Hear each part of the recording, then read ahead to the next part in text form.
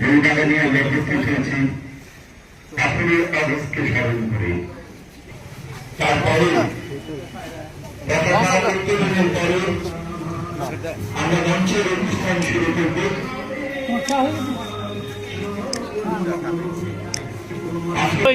ওখানে আছে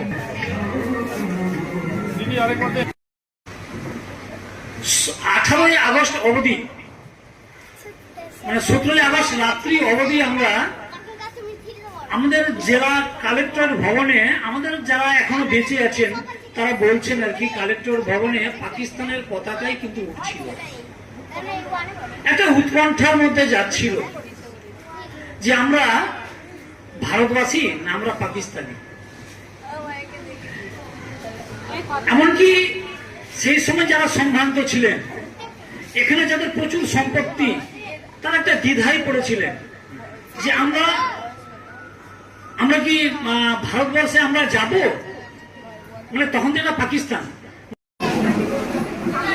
1947 সালের 18ই আগস্ট মালদাবাসীর কাছে অত্যন্ত একটি গৌরবময় দিন। ভারতবর্ষ 15ই আগস্টে স্বাধীন হলেও মালদার মানুষ কিন্তু পরাধীনতার গ্লানি থেকে সেই দিন সরতে পারেনি।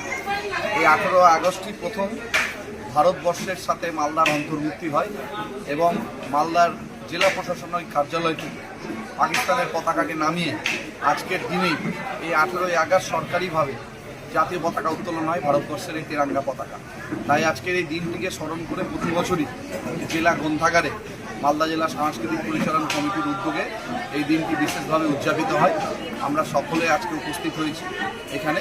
মালদার মানুষ হিসাবে আমরা অত্যন্ত গর্ববোধ অনুভব করছি যে আজকের এই বিশেষ দিনটাকে আমরা পালিত করছি।